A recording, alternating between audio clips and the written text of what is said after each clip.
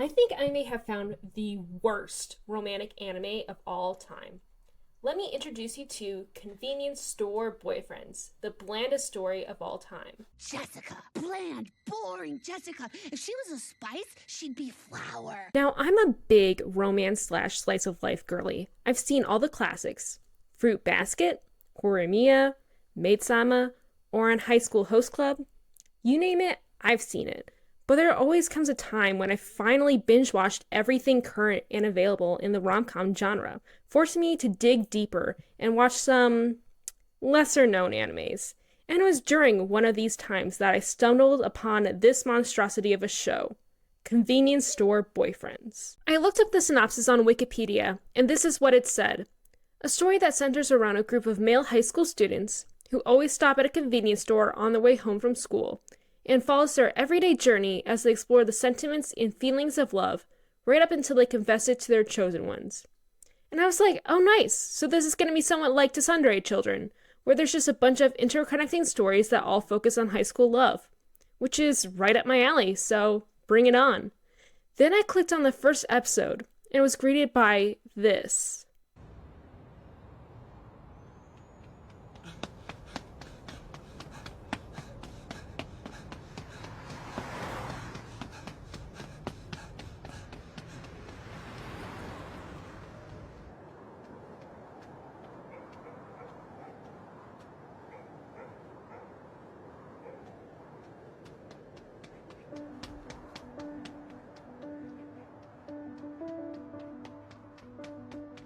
2 minutes of him just running? I mean, it's not the worst opening I've ever seen in cinema, but it's obviously really boring. I think they were trying to get us pumped up in anticipation, but it's just too long of a scene. And I have the attention span of a 2-year-old. But regardless, I pushed onward, only to find that it just gets worse. After that, it opens up to the main theme, which is just a bunch of scenes from the anime edited to fit the song. Some might call this lazy, but animating is a lot of work, so I totally get it from a time and money saving point of view. And here we can see all of the main characters that are going to be in the story, approximately 6 couples, maybe 7 if we include the convenience store workers.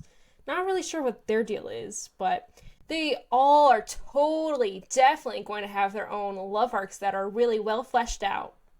Spoiler, we don't even learn most of their names.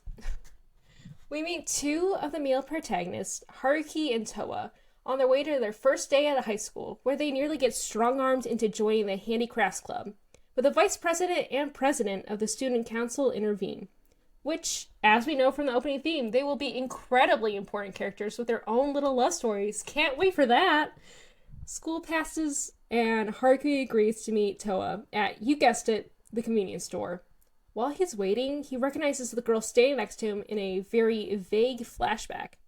This, after all, is only the first episode, so you can't expect too much. She does not seem to recognize him, but after he helps her clean up a mess she makes, she buys him a popsicle. Toa witnesses this interaction and tries to push Haruki into confessing his love, which Haruki denies even exists. Next day, same stuff. The boys head to the convenience store and entertain us with thrilling conversations such as this. I think Akira might have broken my damn neck. Ah, you just slept funny again. Yeah, you're right. So let me sleep in the bed for once. If you want to sleep in a bed, then go home. It's cold, man. Some best friend you are. Try your only friend. We learn that Toa is a class rep who often shirks his duties and flirts with his female counterpart, who absolutely detests it. Why did you even bother becoming a class rep anyway? 'Cause it seemed like a good idea? Then take it more seriously. Hey, you're actually pretty cute when you're angry, you know that? Now, if that scene made you slightly uncomfortable, just wait. It gets so much worse. After storming away from Toa, the female class rep runs into the girl from the convenience store, and they are formally introduced as Mami and Miharu. They bond over books and discuss Mami's issues with Toa in this unusually animated scene. Why were you in such a hurry before? What? You were like Cinderella running from the ball before her coach turned back into a pumpkin. You're such a romantic. I know, I do love fairy tales. It's a cute thought, but it's not even close. The truth is, I was trying to get away from a shallow idiot boy. Really? Who? Toa Honda, one of my classmates. He never leaves me alone. He entertains himself by teasing me all the time. Do you know any guys like that? Well, maybe in grade school I did. Yeah, he's a child. A truly annoying child. I'm not sure if it was because of lack of funding or a purposeful artistic choice, but throughout the series we get a lot of these weird scenes where nothing is actually being animated, just really long voiceovers that don't make sense with what we are seeing visually. Like this scene that literally happens right after, where Toa and Haruki are talking about literally the most boring things ever, while the scenes that are also used in the opening title sequence are just played. Anyhow, Toa ends up going to the convenience store after soccer practice and catches mommy reading shoujo manga. How embarrassing! Couldn't be me. She runs away in a panic. Toa chases after her and then creepily hits on her while she continually asks him to stop, forcing her to kick him so she can run away again. Thus concluding episode 1 of 12. Oh god. Okay, so the second episode starts off with a flashback of a girl reading a book called The Mermaid Prince to Haruki. She gives him the book as she leaves to go home with her mom, and on the back of the cover he learns that her name is Miharu Masashiki. Well, that's what Haruki says, despite the book only having a last name on it. I don't know, maybe the guy can't read? He later runs into her again in middle school, and has been watching her from afar ever since. Toa and Haruki stop at the convenience store before going to school, and they have this fun interaction. Man, I don't get it. How do you know what's okay to do and what isn't? This again? Oh yeah, this again. Come on, what you did was totally sexual harassment. Oh man, it didn't come close. Which then leads into this. Listen, man, take it easy. What do you mean? Just try not to bother that class rep so much. Tone it down a little. Jeez, man. I mean it, dude. She doesn't like it. What? But when a girl says no, that's a yes, isn't it? Not really. Not really, Haruki? Not really? More like absolutely fucking not. I'm pretty sure I don't have to explain why that is the most problematic thing a character could ever possibly say. And we're supposed to be rooting for this guy? That's a hard no for me. Not that he would listen. The show came out in 2017, and the novel was written in 2015. We shouldn't be having this discussion. I hate it here. Moving on, but not really. Toa continues to be a weird little creep and tells Mommy to smile. Like, what the actual fuck? Mommy asks him to leave her alone, again, but he can't take a hit, so she vents to Miharu about her problems. Miharu offers to help by asking Haruki to intervene, since Toa and him are best friends. Which, to his credit, he has been doing. We saw it earlier. Regardless, he again tells Toa that Mommy is super uncomfortable with his behavior, and then Toa gets all pouty, as if to suggest he's actually sincere about his love for her. Then he lashes out against Haruki by judging his love life, or rather lack of it. Then they wrestle into this compromising position. Toa doubles down that he's serious about Mommy and explains why he likes her.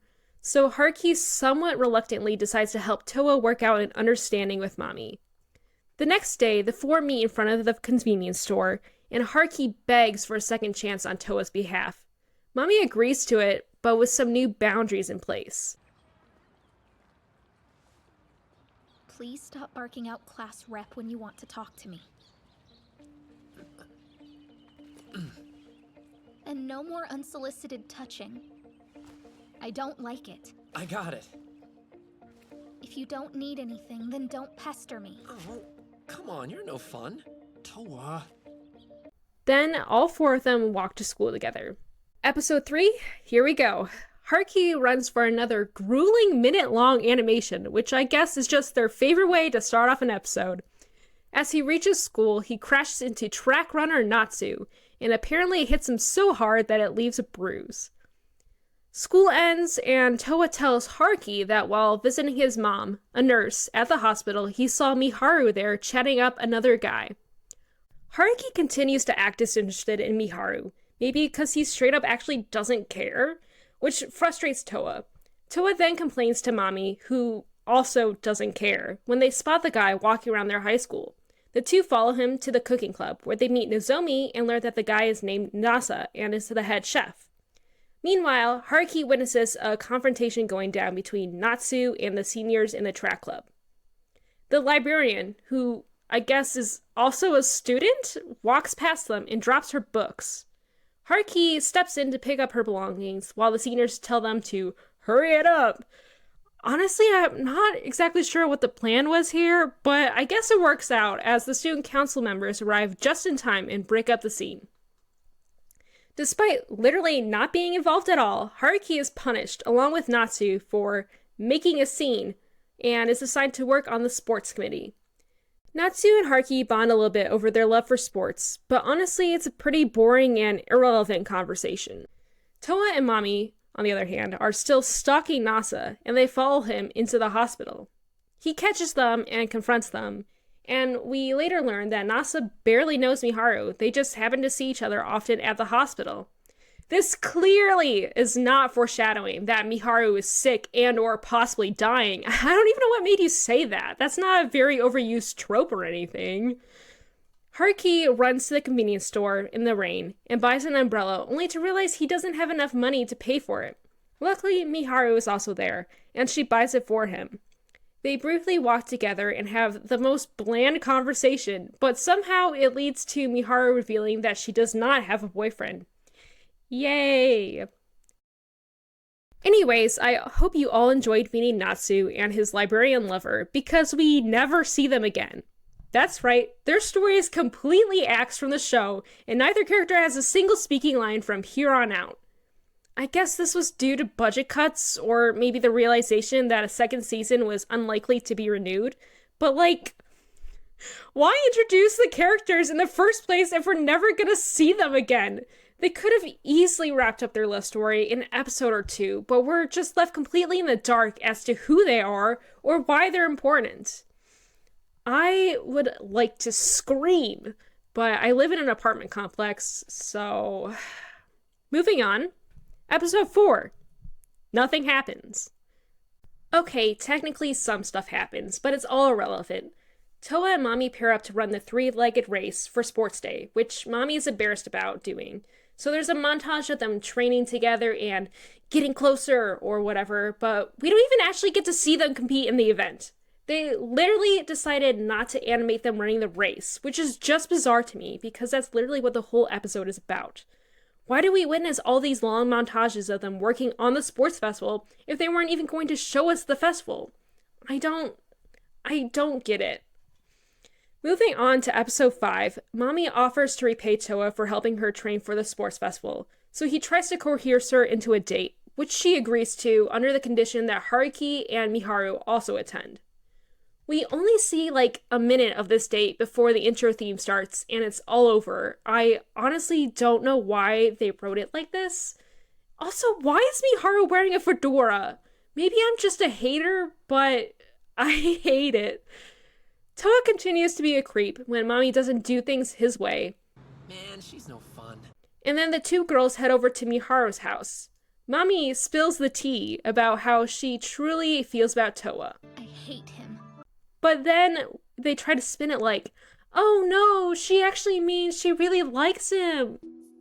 Often in shoujo manga, the girl likes the boy, but tells him that she hates him. Can you all not hear? She said she doesn't like him. Maybe you should, I don't know, believe her?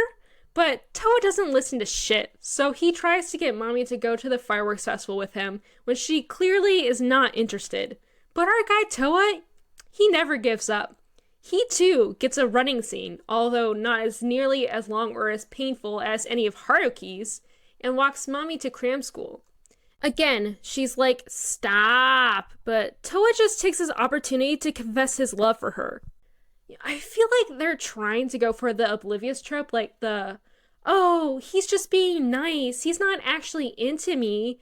But the way it's written is all wrong. Clearly, Toa is just an ass. But yeah. Anyways, mommy is like, leave me alone. Again.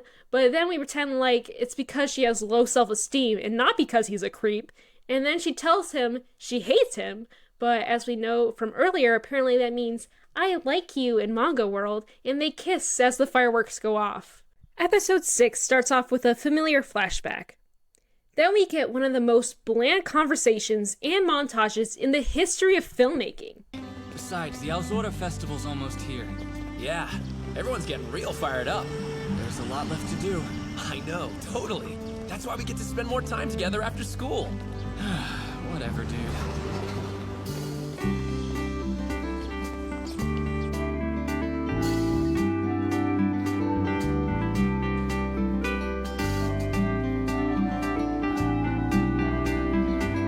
I cannot emphasize enough how often these long filler shots happen. It's every episode. Toa thinks he's made progress in wearing down mommy while she acts like a traumatized animal. Oh, no, Miharu. It's, you just kinda caught me off guard, I guess.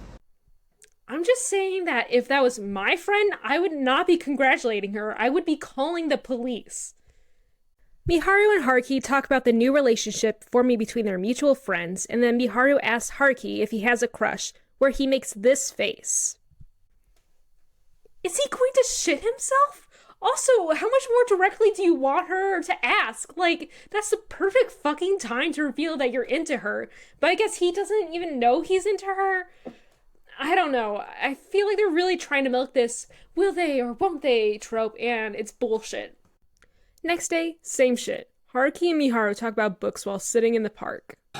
So, like, do you have a favorite book? Or it can be your second favorite. Well, so no, what about you? Huh? What now? What's yours? Well, I'd have to think about it. I guess, yeah, I do. I knew it! What's it called? The Merman Prince, I think.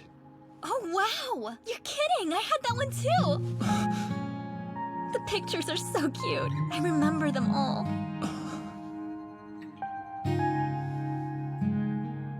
Miharu.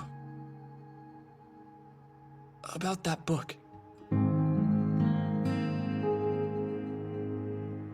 Well, I have to ask you. Unbelievable. Unbelievable indeed, dude. Just spit it out. But it's okay, because he gets another shot the following evening when the two explore the school's setup for the cultural festival and come across the book that started it all, The Mermaid Prince. You went to Wakaba Kindergarten also, right? You did too? Bye-bye.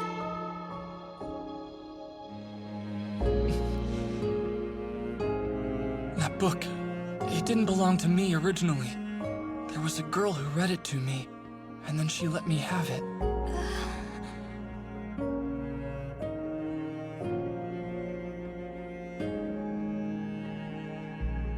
Since then, it stayed in my mind. Because of that, she's always been special to me.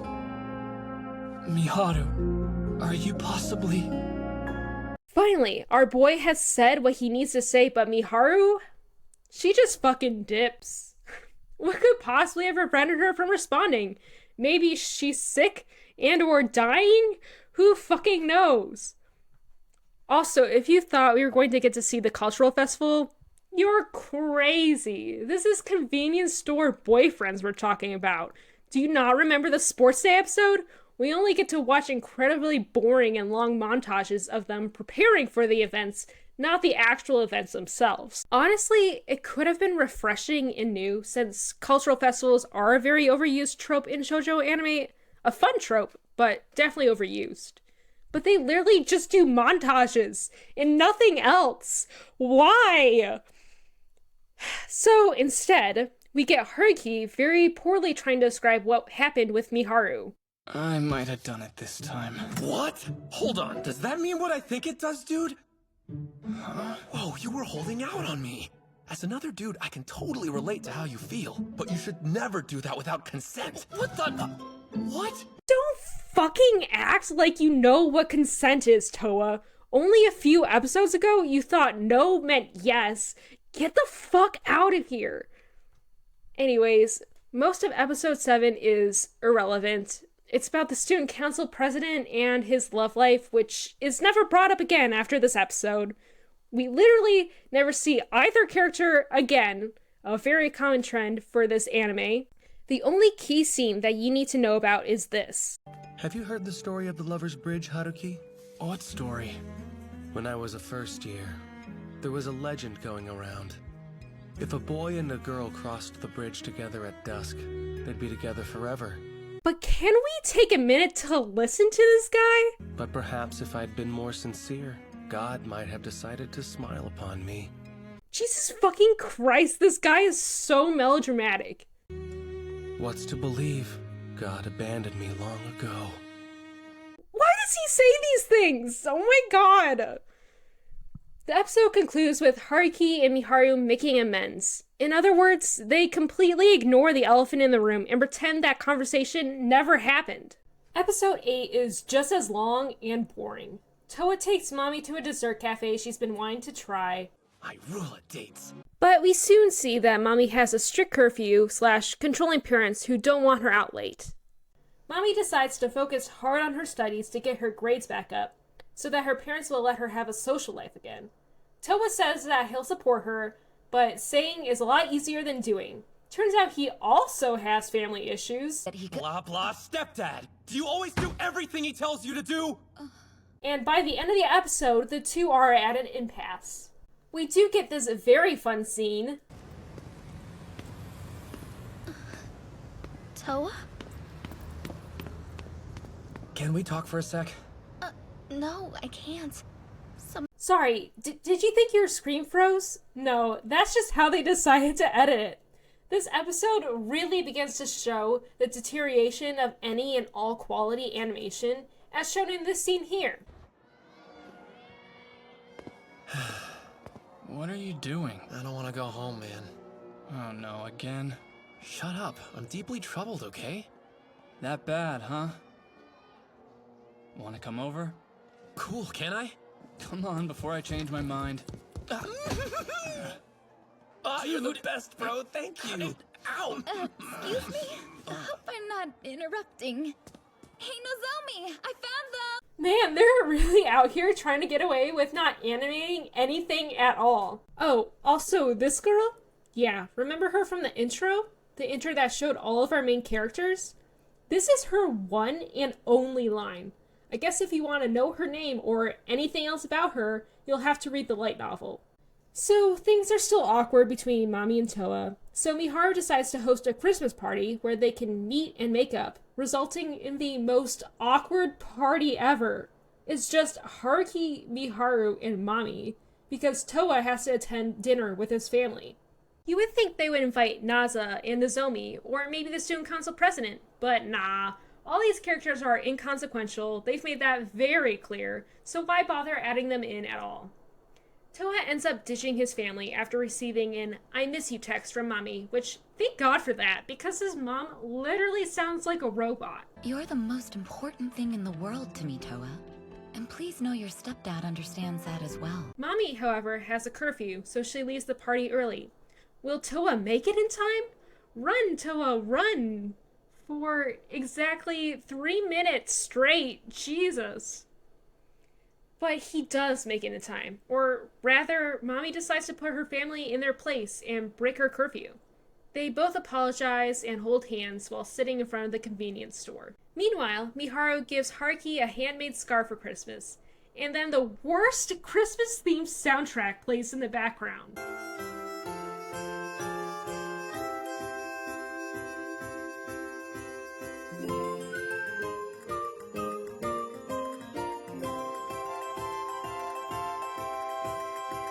The end of episode 9. Episode 10. Nothing happens. Okay, I know I say that a lot, but seriously, this show is so slow. I guess they visited the shrine, but they decided not to animate it or even really talk about it. Also, why did they take the photo like this? At this angle? It's so high up and exaggerated. That's not how people take selfies. And the one of Toa and Mami is literally the exact same as the group photo. They just crops the other two out. It seriously frustrates me. They couldn't even be bothered to do another pose or anything. Moving on, Miharu gets a cold, but Toa sees her out of the hospital while visiting his mom, so we know that's probably not true. She misses 5 days of school, and literally half the episode is just all of the characters looking wistfully out of windows to emphasize how worried they are about her. Finally, Miharu is well enough to go to the convenience store, where she runs into Haruki. They walk together for a while, including across the Lover's Bridge. Remember that very minuscule detail from before? Now it's paying off for this one scene, and it's never brought up again.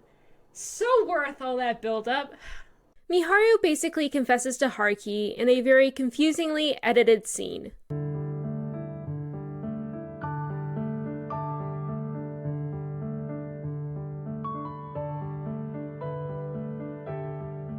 I wonder whether this is what standing next to the person you truly love feels like.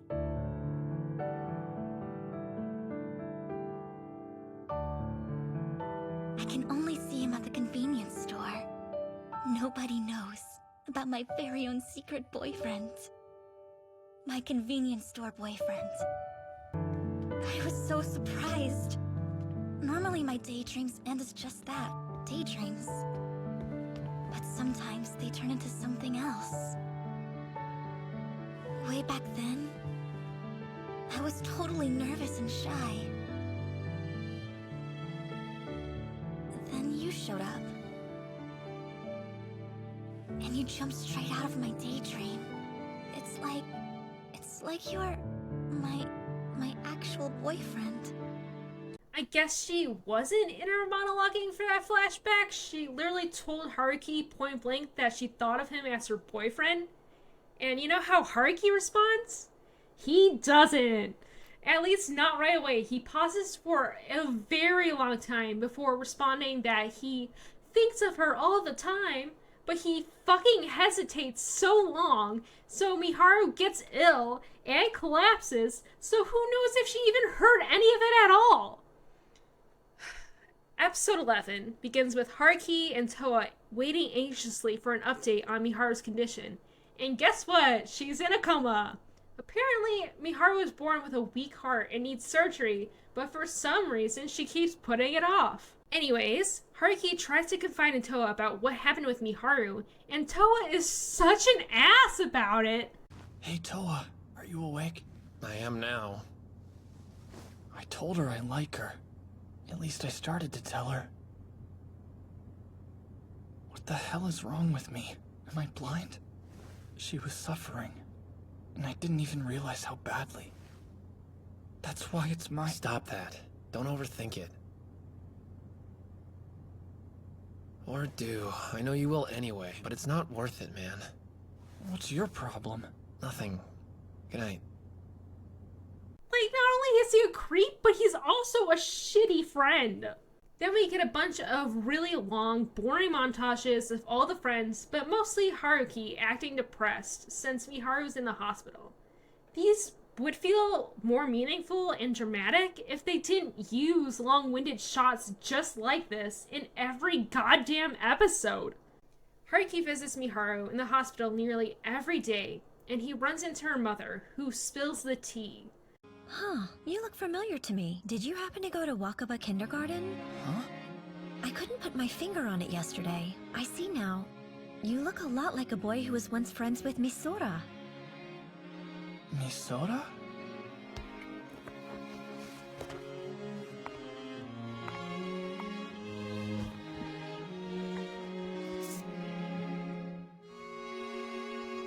That's right! Miharu has a fucking twin named Mizora. I nearly died in a laughing fit when I watched that the first time, which I'm pretty sure is not the intended mood for this scene, but it's just so over the top ridiculous. Like, who would have seen that coming? So Misora was the one who Haruki met long ago, but she died in surgery, which is why Miharu probably refuses to get her heart fixed up. Very nice touch. This is also probably why she freaked out when Haruki asked her about the book. Honestly, I would have never guessed this ending because it's so outlandish. But now it makes sense why Haruki kept denying he had feelings for the girl he met in the past, because he didn't love Misora, but he does love Miharu. I like Miharu Mashiki. Finally! Anyways, Miharu finally wakes up from the hospital with Haruki by her side. Haruki?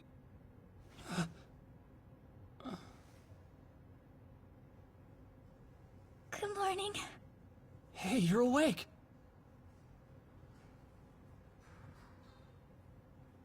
Why did they pause for so long? Why is it so awkward? Oh no, what's wrong? Should I go and get a doctor? Why is he pointing so awkwardly?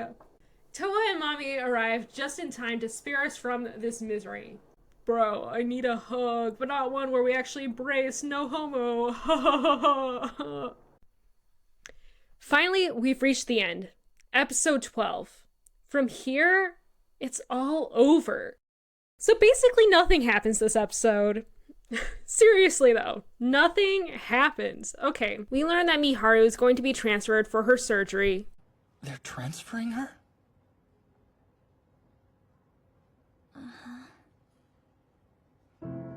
Oh no! Hit the heavy notes, guys! This is serious! Miharu confides in Haruki about her trauma with surgery, and my guy says absolutely nothing because he never does. Then they have this weird montage in the middle because we can't go one episode without it.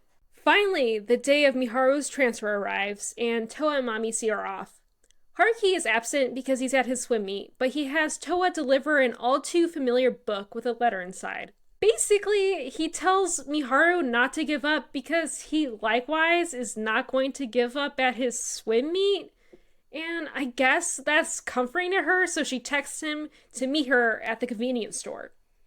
Which brings us back to that opening scene from episode 1, where Haruki runs and runs until he reaches the convenience store where Miharu is at. This time, he has the courage to say what he's always wanted to say. Because I'm in love with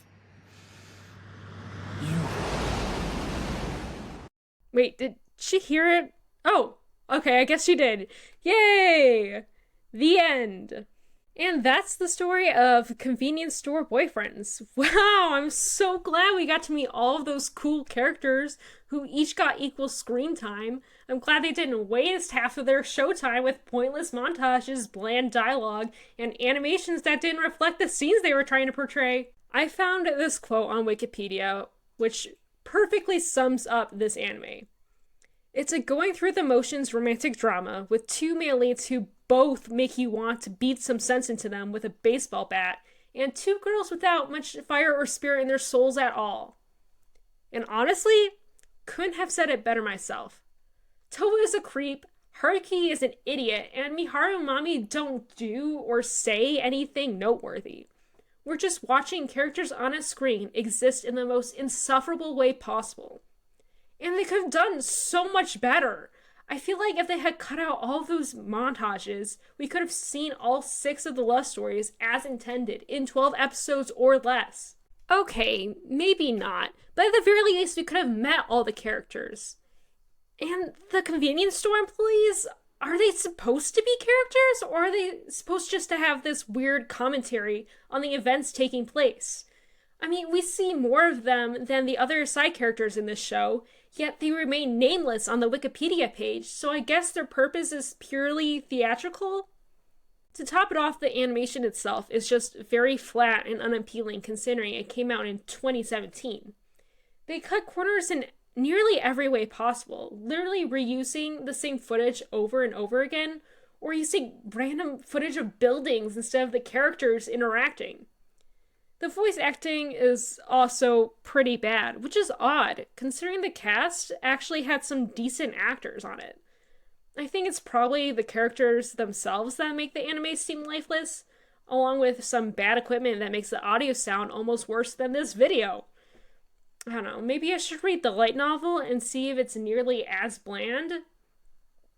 Look, if you have a free afternoon with absolutely nothing to do, meditate. Go outside. Watch paint dry. It will be a better use of your time, I assure you. Well, thank you for all suffering with me. I'll see you guys in the next one. Bye! Afro, Afro, good soul.